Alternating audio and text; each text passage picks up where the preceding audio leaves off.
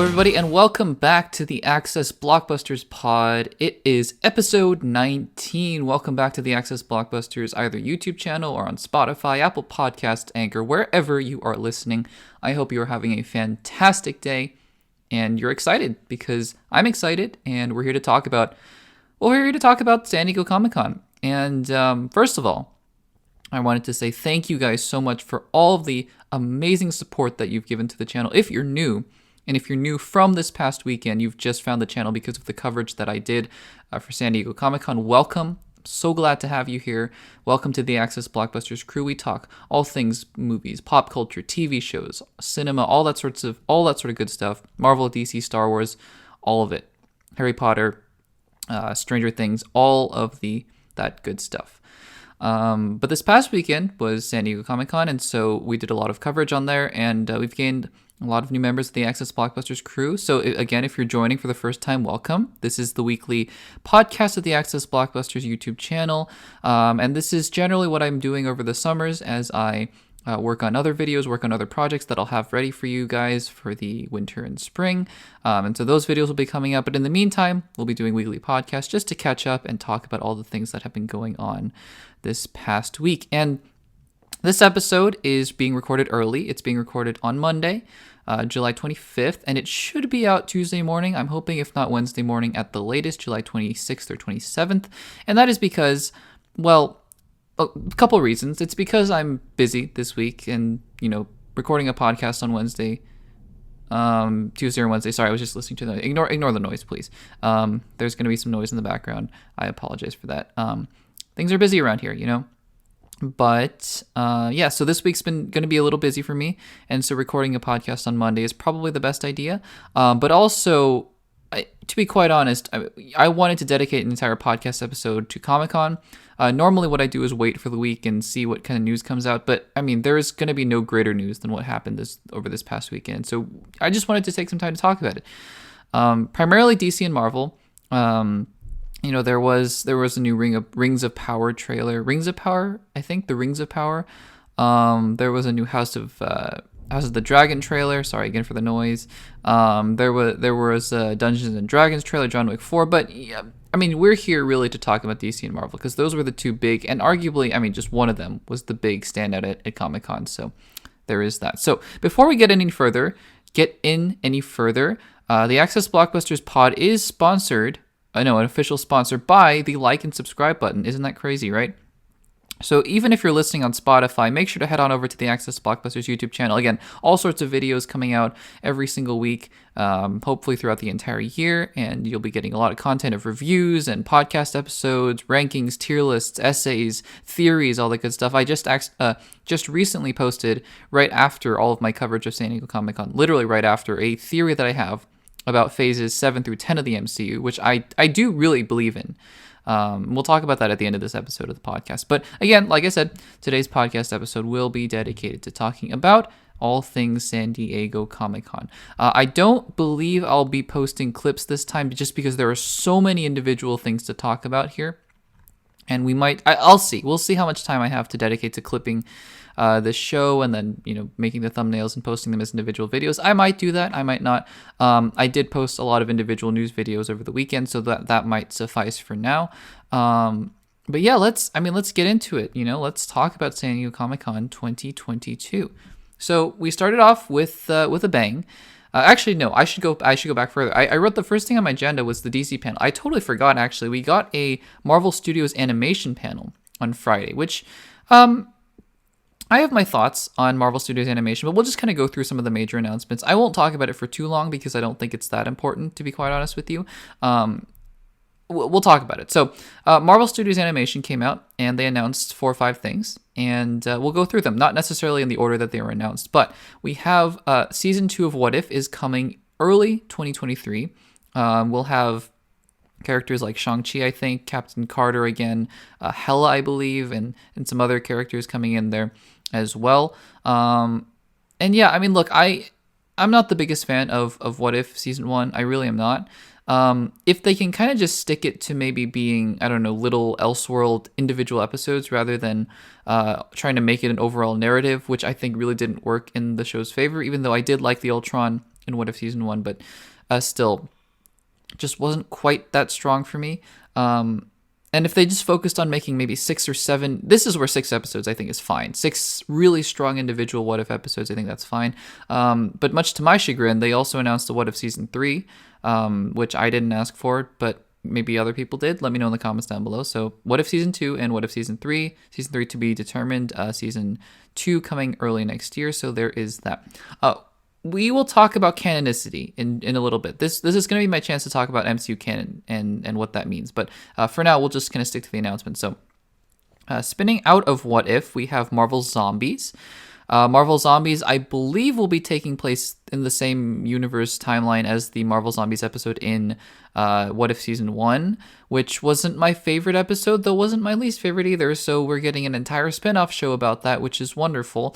The cast of characters is really interesting. It includes people like, the heroes include Kate Bishop, I believe, Yelena Belova, not Abomination. Abomination's one of the zombies, but Shang-Chi, Katie, Jimmy Woo, for some reason, is there, which is fun, I guess. And some of the zombies include Scarlet Witch, Hawkeye, Bucky, Abomination.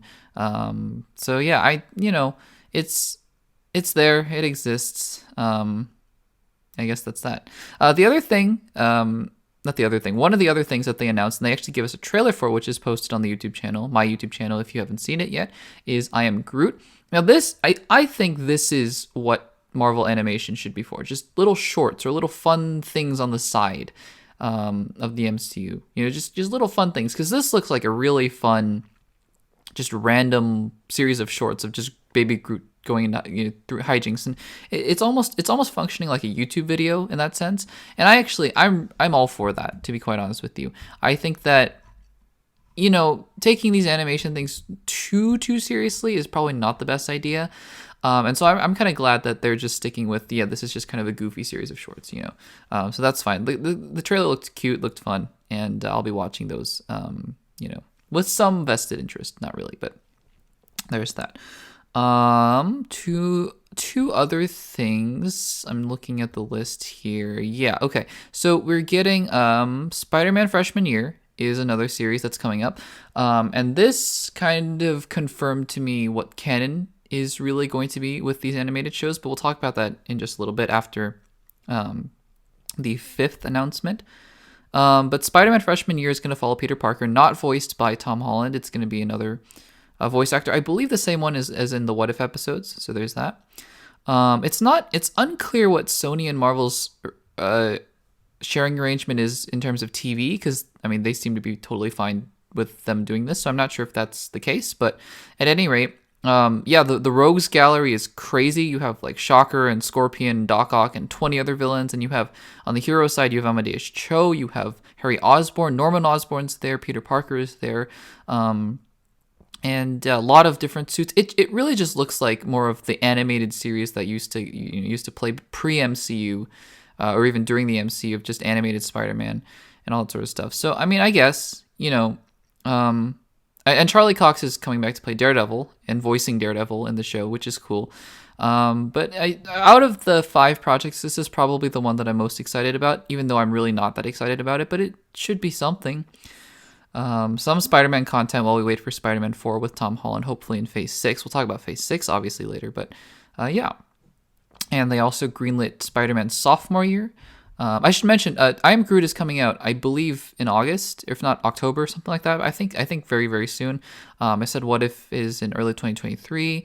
What was the other show? Marvel Zombies, I think, is 2023. I could be mistaken. And Spider-Man Freshman Year is not until 2024, which is crazy. So that indicates to me they haven't even started recording the show or in early stages of animation. But they've already greenlit Spider-Man Sophomore Year, probably 2025 or 6, which is crazy, but it is what it is.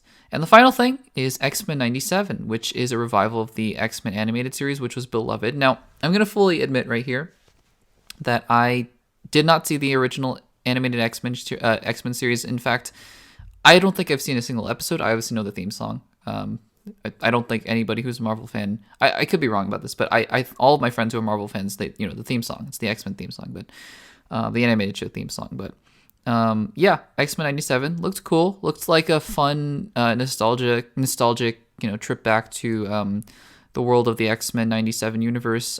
For those who had watched the show, I didn't, but I'm really glad that it's being revived. I think it would be like if Clone Wars were being revived again for seasons 8, 9, and 10 that took place before season 7, just some more hijinks going on there. I'd be down for that. So yeah, I'm really glad that that's happening. I'm just personally not that excited for it. And season 2 was also announced. So X-Men 97 will be coming out. Season 1, or the revival at least, will be coming out in the fall, and season 2 to be determined. Now, those were the announcements. And like you've probably heard, you could probably tell from my tone, I'm a little apathetic towards all of it. And I'll give my reasons as to why. I think that animation is a fine medium to use.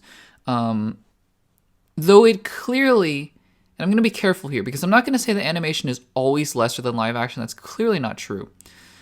But I'm going to say that with big franchises like this, with Star Wars and with Marvel, although Star Wars has used animation to produce some of the greatest things that they have ever made of all time. That includes parts of Rebels, not all of Rebels, I don't like Rebels, but parts of Rebels and almost all of Clone Wars. But animation, you do animation instead of live action for a couple of reasons. Because A, animation allows you to do a lot more visually, right? The things that you can pull off, the kind of battles that you can pull off in animation and action sequences and things like that, and the amount of characters that you can pull in while using different voice actors and things like that, it's so much more, right? Like you see with Spider-Man freshman year, the amount that they're able to do just by animating. You cannot do that in live action. You can, but it would be an Avengers Endgame type film. Like you see the amount of characters in that Spider-Man freshman year cast, so it's crazy. And so I think that while on the one hand, animation is a great medium on its own and it stands well on its own, for these big studios, right, that have live action elements. I'm not talking about Pixar because Pixar is exclusively animation and they do it beautifully. I'm talking about these big studios that are now delving into animation post live action. And that includes Star Wars in the early 2000s, late 2000s, and that includes Marvel now in the early 2020s. It's indicating that there's a reason for them to do this, and it's just because they want to do some more things that they know they can't do in live action. And it also indicates to me that they are trying, they want more content, but they don't want to commit to this being canon because it's not. Now, the reason that I say this is because people kind of thought, is what if canon? That was the question, at least, that I was thinking about as we went into as we went into Comic-Con. Is the animated stuff canon? You have this whole separate panel for it. Is it canon? And I mean, this is a smaller thing, but I think it illustrates the point in that, I like to rank things, if you can't tell on the YouTube channel.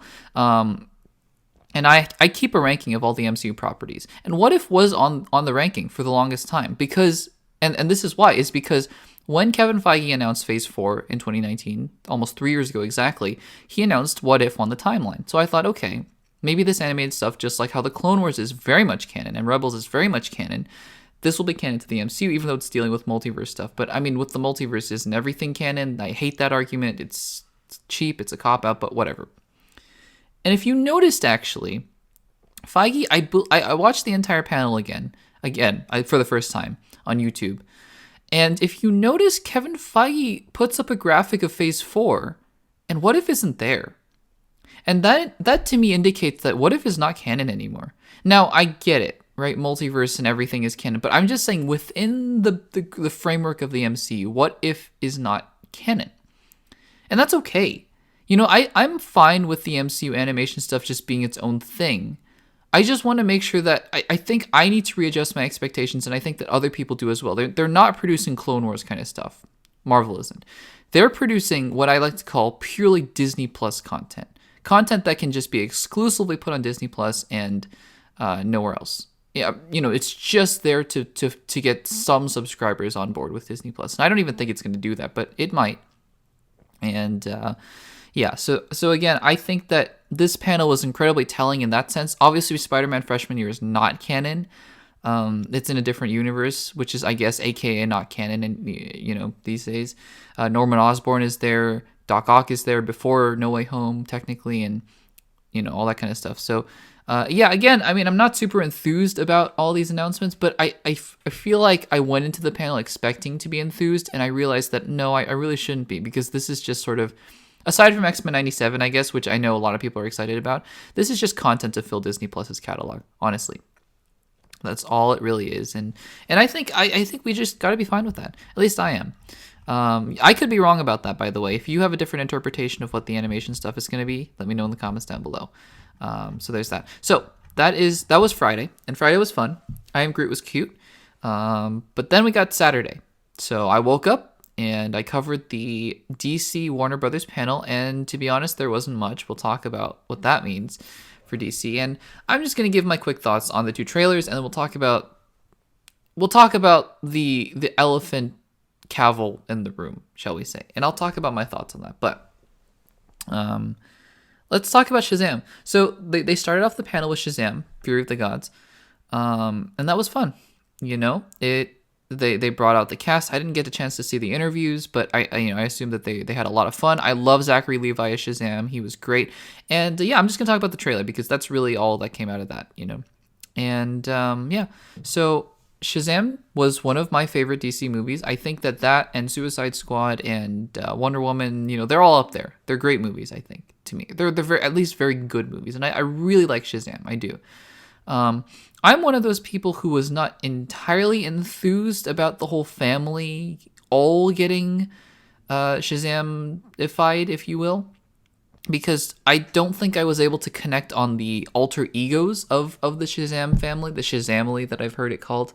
And so they look just like a bunch of generic Shazam people, like Shazam heroes. Because I know Zachary Levi, I've gotten attached to him as Shazam / Billy Batson, but the rest of them not as much. And so I'm hoping that that's what the second film will do. It looks like they're going to focus collectively on the family, but I'd like to get attached a little bit more to individual members. It's like watching the Avengers, and let's just say that they only focused on Iron Man, and you were like, yeah, the rest of the Avengers are there, but I don't really know what they are, and they were all wearing the same uniform kind of thing. Obviously, that's not the case, but I'm just saying as an example. But Helen Mirren and Lucy Liu are playing the Daughters of Atlas, and they look great. It remains to be seen whether this is a case of great actresses and terrible villains, like it's been for so many MCU and DCU films. We'll see. I think that they look great. I think the action looks fun. I love the jovial, goofy nature of this. I think that when people talk about how funny things are in the MCU and DC sometimes and things like that, I think it's different though, different shades of humor. Like the Suicide Squad was very funny in a very cynical, sarcastic, dark kind of way. I think Shazam is more of a goofy, good-hearted, good-natured comedy, and something like She-Hulk is much more self-referential meta humor.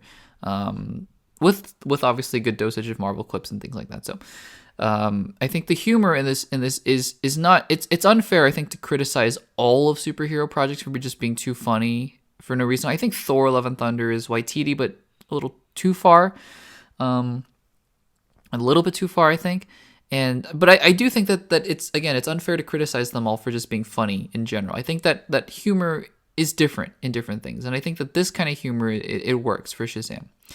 So I'm very excited about that. He throws a truck at a dragon, and that looks cool. That looked very cool. And then we moved on to Black Adam. Dwayne Johnson, I saw pictures, appeared on stage as Black Adam, which was cool. They debuted a new clip, or a new trailer. It was fine. I'm not super enthusiastic about the film. I think it again looks like just another.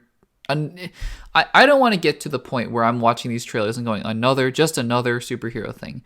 And I think that Black Adam, out of all these things, is probably what that's going to end up being, to be honest. Just another superhero thing that's probably going to be fun, but nothing else. And Shazam is kind of close, but I think Shazam is doing well to differentiate itself with its tone and its lead actors. And I think that for all the complaints about Marvel, I think that in Phase 4 they're really, really trying to differentiate themselves. I don't see, this might just be me, but I don't see a lot with Black Adam that is really separating it from the generic superhero tropes. Whereas if you watch, we'll get to them later. I keep saying we'll get to them later. That's becoming a habit, I realize. But anyways, you look at something like She-Hulk and Black Panther, Wakanda Forever, and Moon Knight and Miss Marvel and Multiverse of Madness to an extent, but and Thor: Love and Thunder, they're radically different films from one another. And you cannot in your right mind characterize all of them by being the same. They have the same elements for sure. And I think obviously a lot of Marvel movies can lean towards generic a little bit. But at least in Phase 4, they're trying, And I think that Shazam is really doing its best. And I think that it'll be a great movie. I think Black Adam will be fun. I just didn't see that much that excited me from the trailer. I think that the shot of him grabbing Hawkman was cool. Was one of probably the best shots of all the trailers that we've seen thus far. But again, it's just not quite enough to get me excited. So those were the two trailers. But I think what's telling about DC, and I posted this on my community page, is that I don't want to get into DC versus Marvel. That's really not what I'm here to do. It's petty. It's dumb. Don't take sides. Enjoy both. And if you don't enjoy one and you do enjoy the other, that's fine. Just don't pit them against each other, because that's not what fandom is for. We're here to really soak in all of the content that we're getting, not just a little bit, just all of it. And we can enjoy the Batman. The Batman is still my favorite comic book movie of the year, or comic book thing of the year, I guess, including all the shows. And it's close to Spider-Man No Way Home. Very close. Those two, top two, within 3 months of each other. Just shows the strength of Marvel and DC when they can really put their best foot forward. So that's, it was awesome. But that being said, DC is in an interesting place right now. It's in a place of transition, obviously, with Zaslav, David Zaslav, and I think it's telling to say that a lot more was revealed about DC about what was not shown than what was shown, because they had an hour, same as Marvel. I don't want these, again, just to clarify, these comparisons are not for the sake of pitting them against each other, but rather for the sake of just pure comparison. DC had the same hour as Marvel, and what they did was they put out 2 movies. They just showed 2 movies, or promo for 2 movies, and that was it. And Marvel came out and announced Phase 6, at least the beginning of it. So it is, again, telling to think about what DC didn't announce. What did they not announce? They didn't talk about Batgirl, which, again, is tied to The Flash. They didn't talk about The Flash because of Ezra Miller. I think that Warner Brothers should. Comic-Con's not the right place for it. I acknowledge that. They shouldn't have talked about The Flash at Comic-Con. But they do need to address the situation at some point. I am still, having heard radio silence from Warner Brothers, still not going to see The Flash as of right now. Yeah. They didn't talk about Aquaman. Probably because of Amber Heard. Regardless of what you think of that situation. Regardless. I'm not trying to put anything out there. But probably that's why they didn't talk about it. And also probably just because it's not as close to being ready as the other films. That's fine. But it's not there. They didn't talk about Blue Beetle, which they could have. I don't think Blue Beetle has anything negative attached to it, except and again, this is just my perception. I don't think people are as excited about Blue Beetle because it's a new character than they are about Shazam or Black Adam. So they probably thought, okay, well, it probably won't get the buzz that other. Even though I still think they should have talked about it, regardless of that, the reasons behind it. And they didn't talk about Henry Cavill, obviously, as Superman. Now, did they need to talk about Henry Cavill as Superman? No, absolutely not. What I put in my community post was that I was disappointed that Henry Cavill didn't appear as Superman because I was disappointed in the lack of news and the lack of buzz around DC's panel. Not because I care, really, about Henry Cavill being Superman. I know that's unpopular. I stand by it. I don't think he's amazing. I don't think he's terrible. I think he is Superman that I know because he's the Superman that I grew up with, really. Not grew up with, but I saw, throughout my throughout the process of growing up. That doesn't mean that another actor can't do it and do it better. That's all I'm saying. Like, just because an actor has done it for a long time, and a long time means 3 movies, which is crazy to me, by the way. He should have been in more. I do agree with that.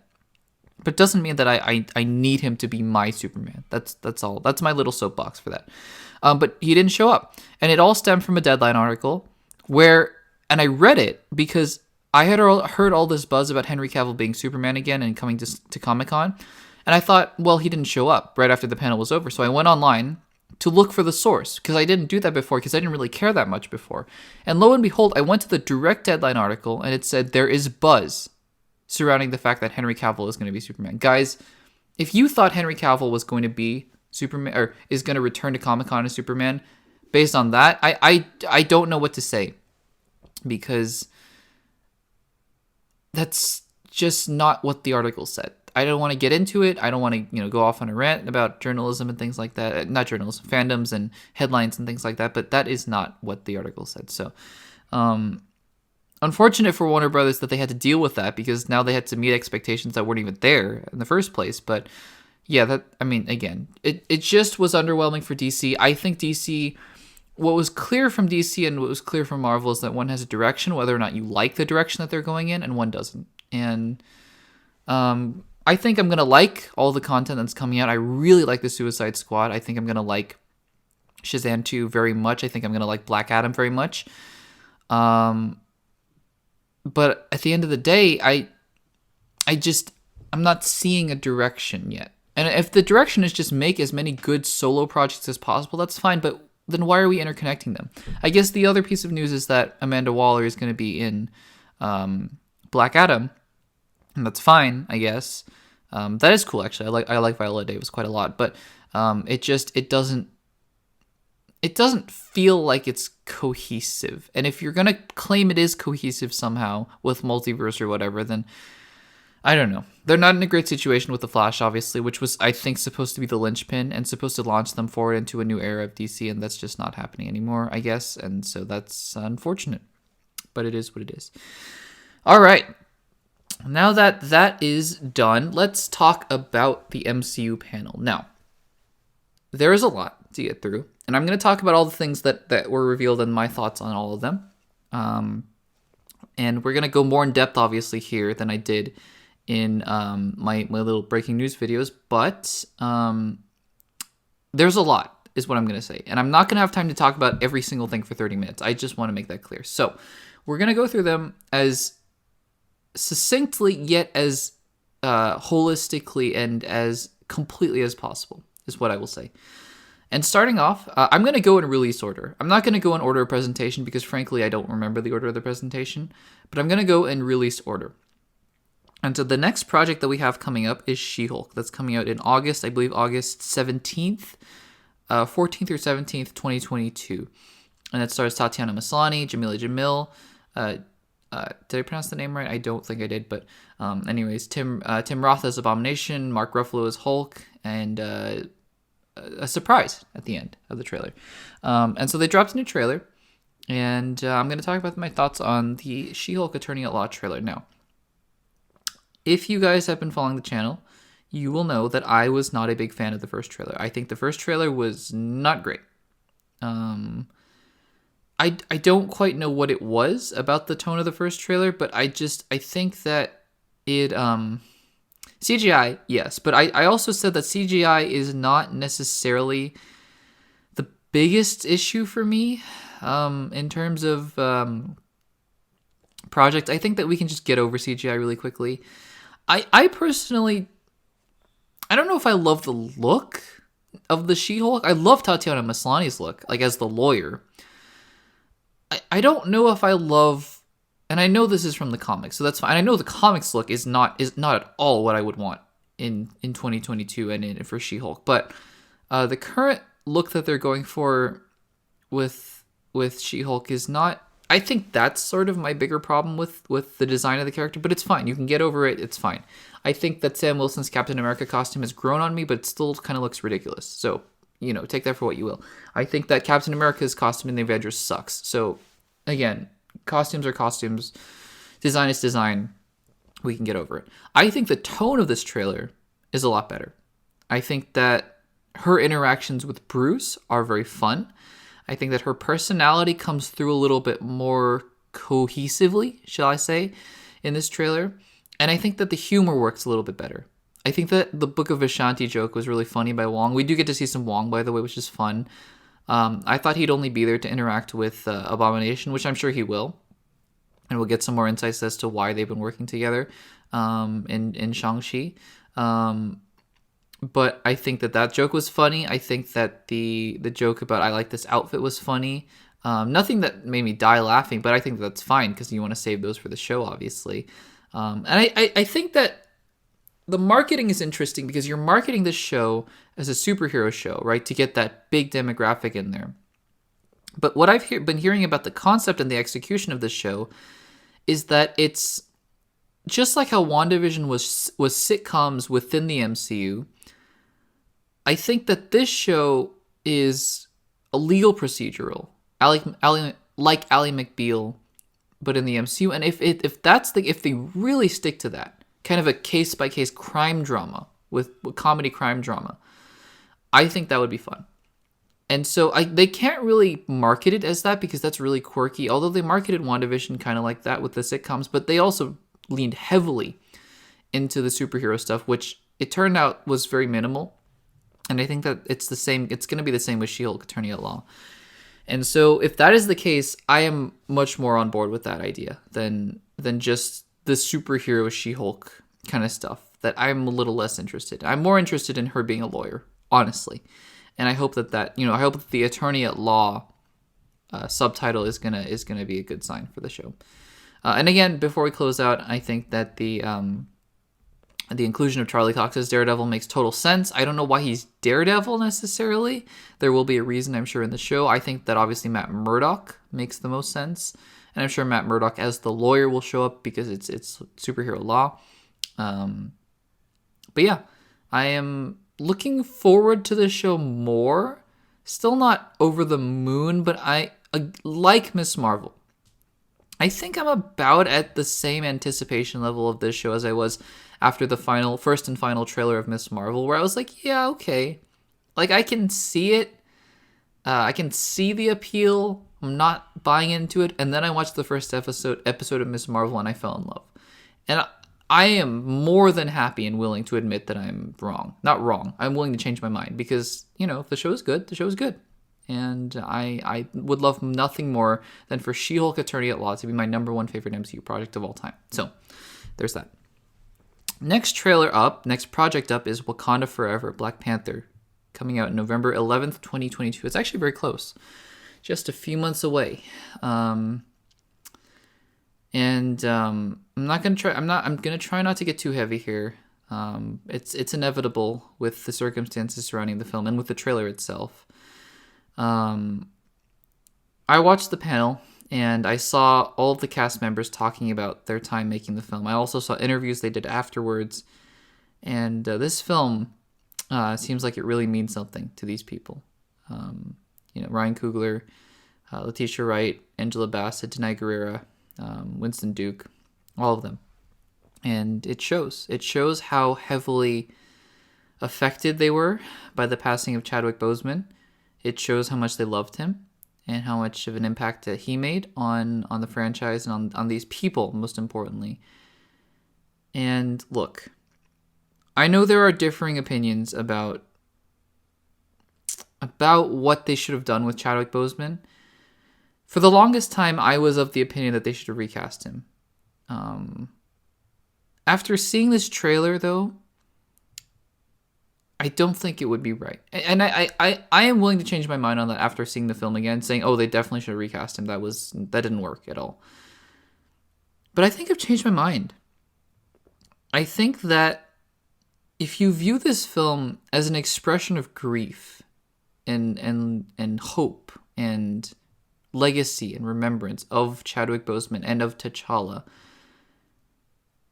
it's hard for me to imagine a Wakanda Forever in which another guy is just Black Panther and we move on as if nothing had happened, despite the fact that so many things have happened, not the least of which being Chadwick Boseman's passing. And I do think now that this might have ended up being the best move for this franchise. You can disagree with me 100%, 1,000%. I would have disagreed with me before this trailer and before this panel, but I just can't imagine what it would have been like for us as the audience, for them as actors, to just see another person walk on set as Black Panther and as T'Challa. And And so, again, I give this plea every time I talk about this film. Please, if you disagree, that's fine, but go into the movie and take it for what it is. The worst thing you can do for yourself and for fandom is to hate this movie just because they didn't do what they wanted you to do before even seeing the film. That is the worst thing that you can do for yourself and for everyone around you. It is absolutely unwarranted in healthy fandom. And I want none of that on this channel. If you don't like Black Panther Wakanda Forever, and if you don't like this trailer just because you don't like it, that's fine. But if you come to this channel whenever we review Wakanda Forever in November, December, and you say, I hated the movie because it didn't have Chadwick Boseman, and it's not warranted, I don't know what to say at that point. Even if the movie, was good. And even if you like the movie itself, but you just don't want to admit it, then it's not the place for it on this channel. So, that's what I wanted to say about that. But let's talk about the trailer. I posted this on my community page, and I think a lot of you agree with me, actually. Almost 20 votes. I said, I believe this is the best trailer that the MCU has ever put out. And I mean that sincerely. And I don't even think it's that close. Obviously, some of it has to do with Chadwick Boseman, of course. But the way that this trailer is constructed with such love and heaviness and depth of emotion is unlike anything I have ever seen before in the MCU. Anything. It is so rich and vibrant with true, raw emotion, something that the MCU seldom taps into. But when it does, it's powerful. I think about WandaVision, the end of WandaVision. I think about the end of Endgame. I think about, moments in the Spider-Man when Aunt May dies in No Way Home. I think about a lot of these things. And this trailer alone is just, it didn't have to have this, the orchestral, trailer music. It let the covers of the songs play. Everything's going to be all right, and it just let them play and let the emotion wash over you. The slow camera movements, the methodical takes, and Ryan Coogler said, the movie's going to be funny, it's going to have action, I have no doubt. But I've seen this trailer almost 10 times now, and if I say that I don't cry, if I don't tear up at least a little bit whenever Angela Bassett's Queen Ramonda says, I am the ruler of the most powerful nation on this earth, but I have lost my entire family. Have I not given everything? And that just, it hits. It really hits, something different. Aside from that, all the Atlantis stuff looks great. Namor looks great. I'm so excited for Huerta, I believe, the actor, Tenoch Huerta. I could have, again, probably butchered that name horribly. I really apologize if I did. I didn't intend to, but Huerta, his speech that he gave about people of kids living in the hood looking up to this movie and to him and thinking that could be them was really, really moving, really great.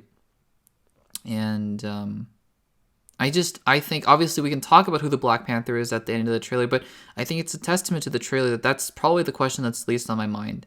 That's the thought that's least on my mind when I watch that trailer. So, yeah, I mean, what a powerful, beautiful trailer that they put out there. And I have a feeling that I'm going to be an emotional wreck when I see this movie because, just full transparency, I haven't lived a long life so far. I'm still relatively young, I would say. And, you hear about things like Carrie Fisher passing away.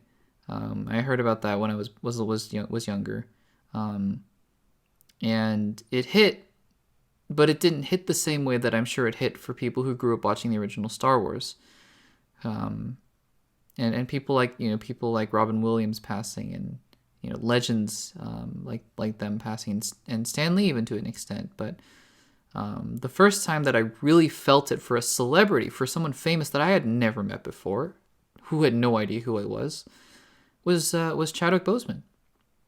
I felt it that day when I heard the news. I was in shock for a little bit, and I've continued to feel it since every time I think about that. So This movie has the potential, I think, to be one of the greatest MCU movies ever made, because I think that it has a tremendous weight to it and a tremendous burden. But I think if anyone can pull it off, I think Ryan Coogler can. So, yeah, let's. So that, again, I'm really excited for the film, though, nonetheless. So, let's talk about Phase 5, though. Let's move on to something a little lighter, and let's talk about Phase 5. So, I was following the panel, right, just like any other good MCU fan, and Kevin Feige takes the stage were the updates. I was following along some live blogs and Twitter, and people saying Kevin Feige is taking the stage, and he's here to talk about Phase 5, and I'm going, okay, he's going to reveal them one by one, just like he usually does. And then the tweets and the updates start flooding in, and it's the entire lineup just revealed right up front, and then he goes backward and starts talking about each one of them. And that's a bold move, Feige, but I think it worked. Because, wow. I mean, unbelievable. So yeah, let's talk about Phase 5, and let's talk about them in order. So first up, we have Ant-Man and the Wasp: Quantumania, a film that I'm very excited about, coming February 17th, 2023. So the first film of Phase 5 will be Quantumania, and Black Panther: Wakanda Forever will close out Phase 4. They did get some footage. There were some descriptions of it. I'm going to go over some of the bigger reveals of the footage and just talk about my thoughts on the film as well, heading into it. But listen, every time I watch the MCU, and I don't, and whenever I redo, and I've redone my rankings of the MCU so many times now, and whenever I do, Ant-Man and Ant-Man and the Wasp don't end up being near the top. They end up being about the middle. But every time I watch those movies, I love them. Even Ant-Man and the Wasp, which I know a lot of people don't love nearly as much as the first Ant-Man.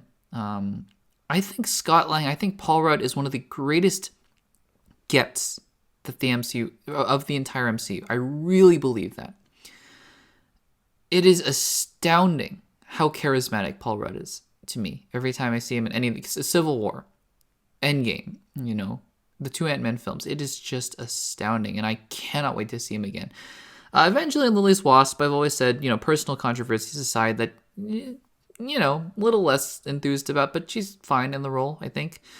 And then Catherine Newton obviously joining the crew as Cassie Lang. She did bring a very young, youthful energy to the panel. If you didn't watch it, very much a younger, vibrant kind of personality. So I think that'll fit well with Paul Rudd and Evangeline Lilly.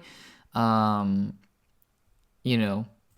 I think that focusing on her, I believe that I read in the footage description that she was in prison, kind of like Scott Lang was. So there's that parallel as well, which is interesting. But I mean, what Peyton Reed talked about, what was seen in the footage, is that they spent a lot of time in the quantum realm, and that's obviously something that we had known about going forward, going back, I should say, that they were going to spend a lot of time in the quantum realm. But still, it's exciting to hear about. And obviously, we got some big reveals. We got Bill Murray is in the film, confirmed. In an unknown role, I've heard people say he's playing, is it Kryler? I don't remember the name. But he is playing somebody in the footage description who is close with Janet Van Dyne, who got to know Janet Van Dyne in her time in the quantum realm. So that should be interesting. Scott Lang is also, by the way, writing a book. He's really soaking up the fame, which was alluded to in Miss Marvel, where he's on podcast talking about what happened at the end of Endgame, which is really funny to me. That's such a Scott Lang thing to do, and I love saying that because it's so consistent with the character. So it's great. MODOK is in the footage, which is crazy. I like the theory a lot that it's Corey Stoll. I think that's a really fun way to do it instead of the actual origins of MODOK, which I think is fine. But I also think that tying it into the MCU is even more fun as well. And obviously some footage of Kang. Now we saw there was an official Comic-Con poster of concept art from the film, and we see Kang in the background. It's his comic. It's his classic comic pose. And he looks good. He looks like comics Kang. He's not going to pose the same kind of threat as Thanos physically on screen, so it's going to be up to Jonathan Majors to really pose that threat on his own, by his own performance. And again, I really disliked He Who Remains in Loki. I really hated that performance. And To hear that he's menacing in this footage is a really encouraging sign, because I know it's a different variant, and hopefully we don't see He Who Remains again. I really, really, I can't stress enough how much I hate He Who Remains in Loki. It was a choice. It didn't work for me.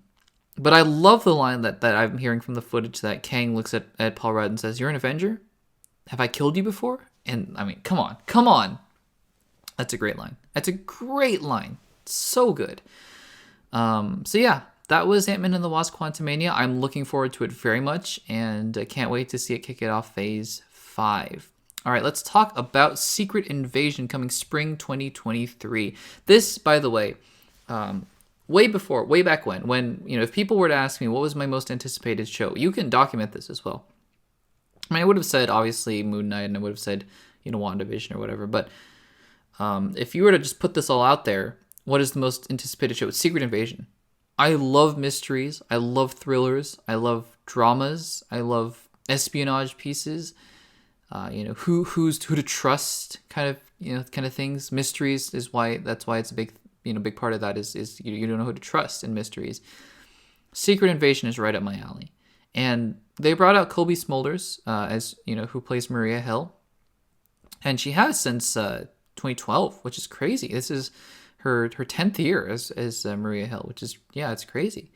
But yeah, she talked about how this is going to be a darker show, and it's going to be a thriller, and you're not going to know who to trust. And again, you just sold me on that idea. It's so great.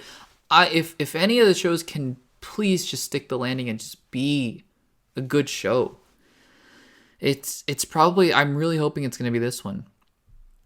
They showed some footage. Nick Fury's coming back to Earth to deal with this Skrull thing. I am hoping that the way they reveal if anybody has been a Skrull the entire time is done well. Because if they're just gonna say Thor's a Skrull the whole time, and come on, what are we doing? But if they say somebody else, like a Rhodey maybe, who is also seen in the footage, I could buy that based on the explanation. Saying that Everett Ross was a Skrull the whole time. Who Everett Ross is going to be in Secret Invasion after Wakanda Forever, so that should be interesting. No, before Wakanda. After Wakanda Forever. Sorry. So yeah, he could have been a Skrull after Wakanda Forever, maybe, which is interesting. And yeah, I'm super excited for that. Super excited for the show. Again, not gonna delve into too many things. They saw some footage of Emilia Clarke as well on the show, which is great, and Olivia Colman, I believe. But yeah, not gonna dive too much into it, to every single thing. We got to talk about 10 other projects here, so sounds fun. Can't wait. Next up, Guardians of the Galaxy Volume 3. We have that coming out May 5th, 2023, and they got shown some footage. Now, this is a film. Just like Black Panther, Ryan Coogler said there's going to be jokes and it's going to be action-packed. This is going to be funny. And they brought out the High Evolutionary, who's going to be played by, again, going to butcher the name. I apologize, I really do. Chukwudi Iwuji, who played a character in Peacemaker, which I have yet to see. I'm going to see it soon, I promise. And he's going to play the High Evolutionary. And, I mean, I got to say, his delivery was so funny to me. How much he dives into the fact that humans are disgusting creatures and lower life forms. But we're really going to dive into Rocket's past, it looks like, from James Gunn's comments in the trailer that they showed at Comic-Con, the footage description. Really going to dive into Rocket's past. Groot is bigger now, which is fun. Gamora is a Ravager, which is interesting. Chris Pratt talked about how, Star-Lord is really dealing with the idea that the person he loves just doesn't know him, and that, he's going to make mistakes maybe. I watched Infinity War. I never blame Chris Pratt for the whole hitting Thanos and breaking him out of the spell, but also don't, because I understand completely why he did that. It's a very raw human thing, I think, to do. Some people would have handled it better. Some people would have even handled it worse. So some people would have just killed Thanos straight up in that moment, which I don't know. I don't know what people would have thought if Star-Lord had done that. But anyway, it's in a What If episode or something. And yeah, this is going to be the end of the Guardians. And all the cast are really emotional. Obviously, James Gunn says that just because it's the end of the Guardians doesn't mean they're all going to die. I suspect that not all of them are going to die. And maybe we'll come back here and there. Maybe Nebula will come back here and there. Or even Peter Quill. I don't know. That doesn't seem like it's going to be the case. I think Peter Quill and Gamora are going to die. But yeah, it's It's sad. I don't love the Guardians films as much as other people, but I don't hate them as much as other people. I really am quite excited for the film, and I think that this is also another one that's going to be really emotional. And that's what I want from the MCU. Thor Love and Thunder wasn't as emotional as I thought it was going to be. Spoiler alert. Actually, no, I'm not going to say. But the ending of the film, for those who have seen it, I won't spoil anything in this video, but in this podcast. But for those of you who have seen the ending of Thor: Love and Thunder, you know that they were going for that emotion, right? That emotional beat didn't really translate for me that well, to be quite honest. I felt sad, but I didn't really feel that emotion. So yeah. But Guardians of the Galaxy Volume 3. I think it's going to be another tearjerker, just like Black Panther: Wakanda Forever, and I hope that they really dive into all the emotion of that film. The next few, we're not going to talk about that much. There's not a lot to talk about actually for the rest of this, so we'll kind of speed through a little bit here, as I know I'm running. Let's check how long I've been running for. Sorry guys, I have to go back to the audio program. Yeah, we've been going for 50 minutes already, so I don't want to go for too much longer. We will be going for a while longer, but hopefully not like 3 hours. I want to make sure that this is still a digestible episode of ABP. So we're just gonna kind of breeze through some of them. Echo Summer 2023 is either next up or concurrent with Guardians 3. Charlie Cox is coming back as Daredevil. Exciting, obviously, as always. Nothing much else to say about that. We'll talk about Daredevil much more in just a second. So, Loki Season 2, again, I'm not a big fan of Loki Season 1. I rewatched it recently, not a big fan still. Summer 2023, here's hoping they can make a better show. We'll see. The Marvels coming July 28th, 2023. Looking forward to it more, though still unsure what to expect from it. Love Kamala Khan. Willing to get on board more with Brie Larson. I'm getting on board with her more and more as I see her, aside from Endgame. If you go in chronological order of when she filmed things, Endgame first, and then Captain Marvel, and then presumably Shang-Chi, and then Ms. Marvel, and now The Marvels, I think that with each project, I'm getting more and more on board with her. As Captain Marvel, Carol Danvers, obviously Teyonah Parris as Monica Rambeau. Should be exciting as well. Blade has a release date, which is fun. November 3rd, 2023. Basically what we all kind of thought, which is fun. They're going to be shooting this October, which is exciting.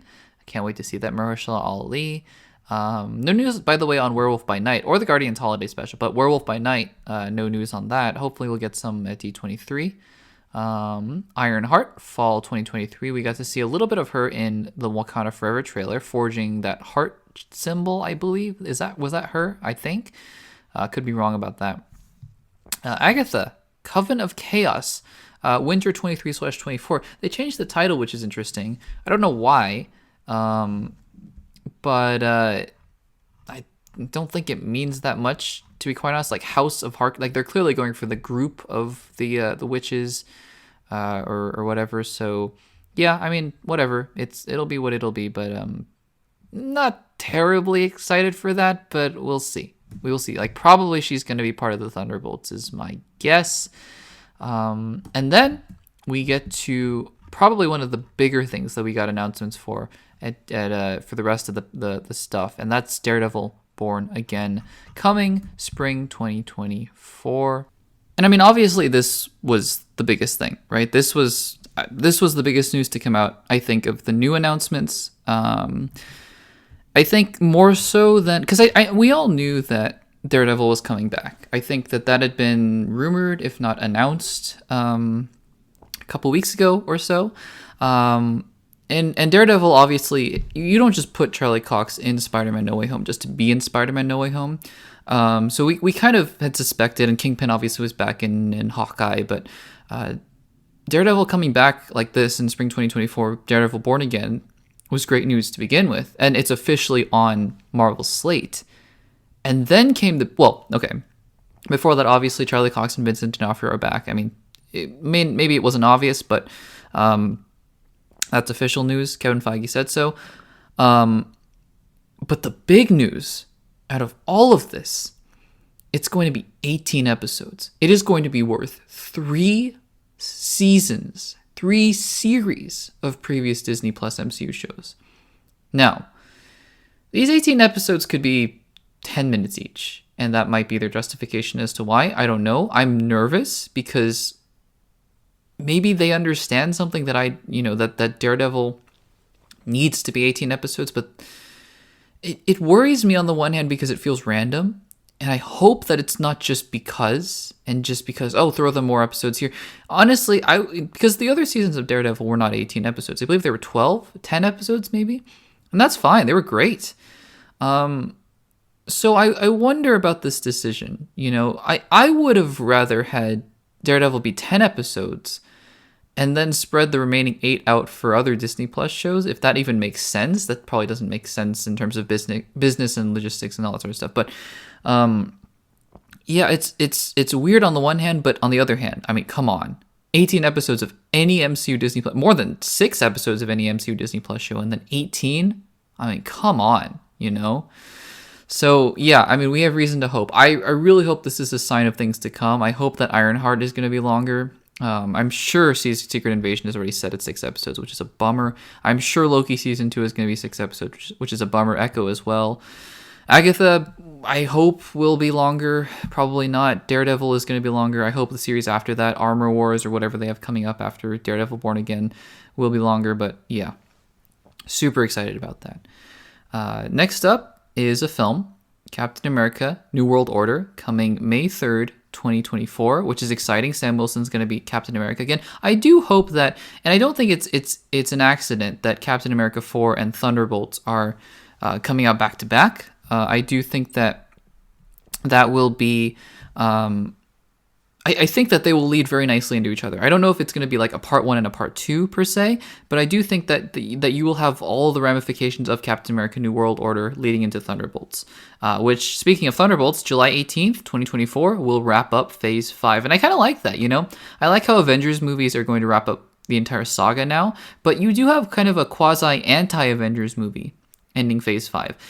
Black Panther Wakanda Forever ending Phase 4, it kind of fits the theme of this nebulous, what are we doing in Phase 4? But the anti-Avengers ending Phase 5, that could be really interesting. So I'm excited about that. Now, notably, what's interesting is that Marvel has another release date in Phase 5 that they haven't announced, and they very sneakily didn't even include it on the timeline. Because, we'll talk about Phase 6 and how there are tons of unannounced release dates there, but there's a release date for a movie in February of 2024. One would have to assume the only other movie other than all these ones that have been announced that is in production, in any sort of pre-production, is Deadpool 3.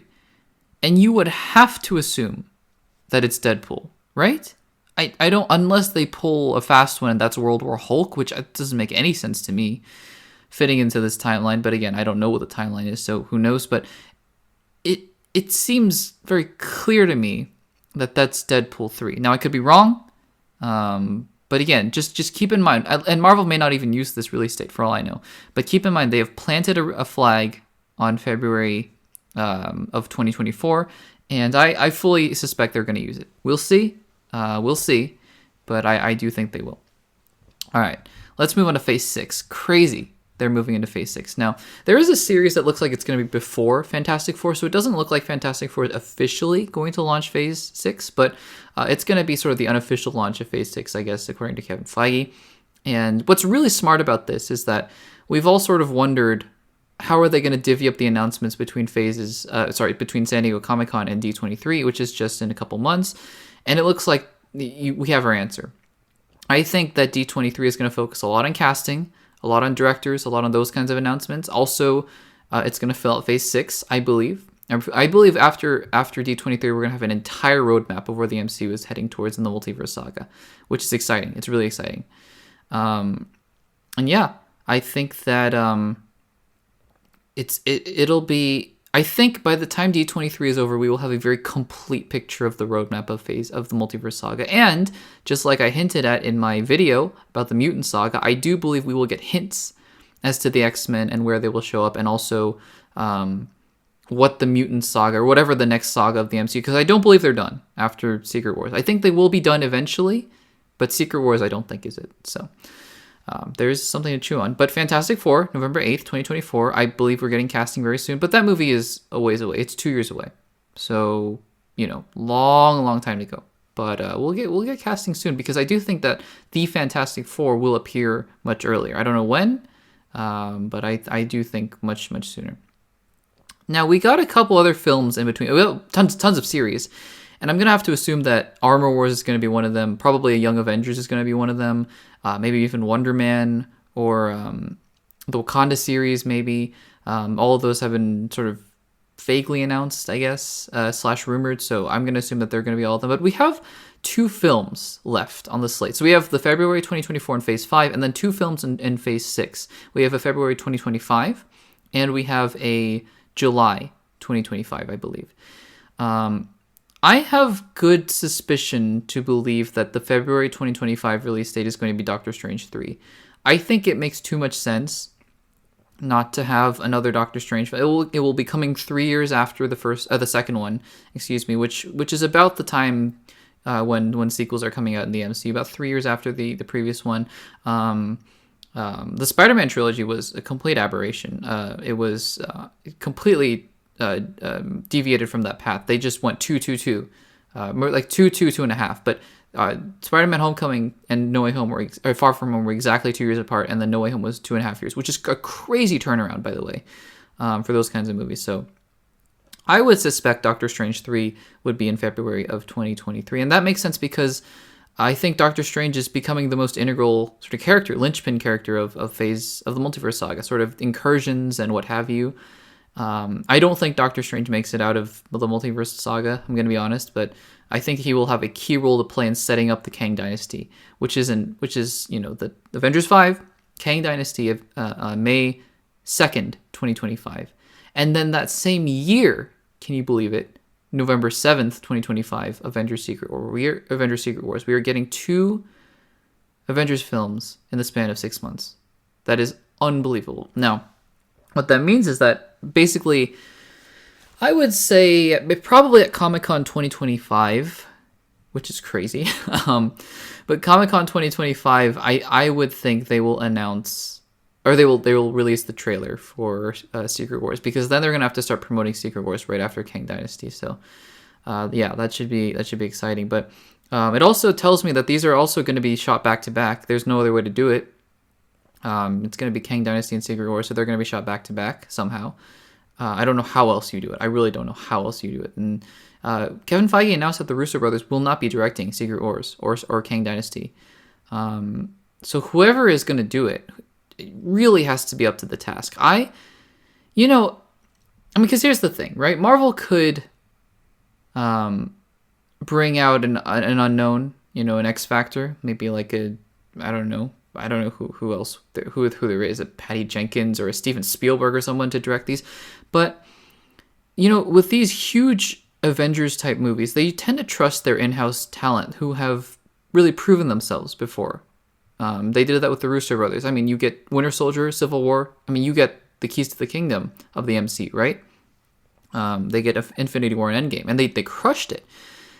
So looking at, and we don't know who the directors for many. We know the director of New World Order. I'm blanking on his name, but we do know the director. We don't know the director of the Thunderbolt or Fantastic Four. We know the director of Blade. I believe we know the director of Marvel. So we really know most of the directors of these films. Sean Levy is doing Deadpool 3. Who knows who would do Doctor Strange 3, but we know most of the directors, right? So if I'm looking, and this is how I'm going to wrap up today's discussion of phases 5 and 6 and San Diego Comic-Con. Just trying to think of who would be up to the task of doing the Kang Dynasty and Secret Wars. Well, I think there's one clear answer, and I could be wrong. I could be very wrong, actually. And there are a couple reasons as to why I think I'm wrong, but there are also a couple of reasons as to why I think I'm very much correct. And one of them, well, we'll start it with some of the people that I don't think it is. So we can go back to previous directors, right? It could be Jon Favreau. I think Jon Favreau is a possibility. Kevin Feige trusts him, but he hasn't directed the MCU since 2010. he's been involved. Obviously, he was recently in No Way Home, so he knows the MCU. So it could be Jon Favreau. I could see that. In fact, that would be a very strong contender. Just going through the list of directors, I don't think it'll be Joss Whedon. I don't think it'll be James Gunn. I don't think James Gunn has any interest in doing that kind of thing. Again, could be wrong. I would place him under Jon Favreau, but within the realm of possibility. Peyton Reed is also somebody that I would put alongside Jon Favreau, maybe. Like, I think they both wouldn't do it for different reasons, but I also think they could, and I wouldn't be too terribly disappointed if they did. If they did direct the two-parter. It could even be both of them. Like, it could be one directs Kang Dynasty while the other kind of is on board as an executive producer and is on set every single day, and then the next one, whoever Peyton Reed does Secret Wars and Jon Favreau does Kang Dynasty or something like that. It could be a piggyback situation. I just happen to believe that it would work a lot better under one unified vision. Granted, that one unified vision under that one person, that person would be absolutely destroyed after 2025, because that's a terrible, terrifying undertaking. Joe and Anthony Russo just recently said that doing Endgame and Infinity War just really drained them, and I don't blame them at all. So, I mean, I'm just throwing out a list of directors, and again, I'm now considering the possibility that it's two of them, which is possible. So out of the list of people that I'm listing, so Peyton Reed, add him to the list of Jon Favreau, and James Gunn potentially. I don't think James Gunn is doing it at all though. Moving through the list of directors, I don't think Taika is gonna do it, to be honest. I don't think you would put, you love Taika, but I don't think you'd put Avengers Secret Wars in the hand of Taika. Ryan Coogler is also a possibility, maybe. I could see that. I could definitely see that. I just don't think he wants to make something onto this scale. I think Black Panther Wakanda Forever looks very personal, looks very, emotional. And I think Secret Wars will be emotional, like an Endgame was, but, I don't know. So Ryan Coogler, maybe. And Destin Daniel Cretton, maybe. Shang-Chi and the Legend of the Ten Rings, maybe. But if you guys haven't been able to tell, there's one director that I've been clearly leaving off, and I do believe that if I had to put money on one person directing these two films, it would be him. I think Jon Watts. I think that with Kang Dynasty and with Secret Wars, you want a good blend of corporate directing, and I'll explain what that means in a second, and also a strong vision. What I mean by that is you don't want a Sam Raimi directing Kang Dynasty or Secret Wars, because his overpowering tone will clash with this. And you want, as much as I want Avengers movies to be artistic pieces, I also want them to be very much in the fabric of the MCU, right? Like, if there ever was an MCU movie, you can complain all you want about the MCU being same, and whatever. And I think that Phase 4 has been refuting that. But if you ever wanted the MCU in a movie, you want it to be Avengers movies, right? You don't want them to deviate too far. And I think that Jon Watts is the perfect guy to do that. On top of that, though, his directing is actually pretty strong. It's not like he brings anything uber remarkable, but he is capable. He is shown to have been able to handle the pressures of doing huge tentpole movies, including one of the biggest movies of all time, Spider-Man No Way Home. And, I mean, he will be doing Skeleton Crew in 2023. So that's, for Star Wars. But he did drop out of Fantastic Four. And I think that's a reason why. I think that if you were to place anything, Avengers, Kang Dynasty, and Secret Wars in the hands of anybody, I think it would be Jon Watts. I think Jon Watts would be directing Kang Dynasty and Secret Wars. So, yeah, the multiverse saga, it is here. It is upon us. I will say, though, in terms of where we're going and where we've been, in terms of the direction of the MCU, I'm still a little bit unclear as to how things are going to connect. I'm sure that with Quantumania, things will get more clear, and Loki Season 2. But with things like Echo and Born Again, I don't know. Maybe Phase 6 will really solidify everything for us. I just am not quite seeing how they're going to lead there, even though I have the roadmap now. I have 2/3 of the roadmap, rather. And I think we'll get a lot more answers at D23. So with that was my coverage of San Diego Comic-Con. Those were my thoughts, my breakdown, my opinions, all that sort of stuff, all that good stuff. And I think that, look, at the end of the day, Marvel is not going away anytime soon. And I do think that they have a problem with the amount of content they're putting out. I think that more is not always more. I don't necessarily think less is more. I am a little concerned right now with the amount of content that Marvel is putting out. I have no problem with the kind of content they're putting out. I do think they need to fix their television shows and their format of the television shows. That being said, though, I think that, look, Kevin Feige, I think, has a plan. It's very clear. And whatever that plan ends up being, and however Kang Dynasty and however Secret Wars end up, I have no doubt that at the end of the day, we will be satisfied as fans. So that is all from me, episode 18 of the Access Blockbusters pod. Thank you guys so much for listening. I know this one is a little bit longer. It will be coming out a little bit earlier. I'll try to put as many visuals as I can in there for you guys to follow along with, but no promises. Again, just a busy week. But that is that. So thank you guys so much for listening, for tuning in, for supporting the channel. It's been a crazy weekend, but I can't wait for D23. I can't wait for the future of the MCU. And that is it for me. Thank you guys so much for listening. Make sure to leave a like on the video, subscribe to the YouTube channel, leave some reviews on Apple Podcasts. Good ones, I hope. And I will see you guys in the next one.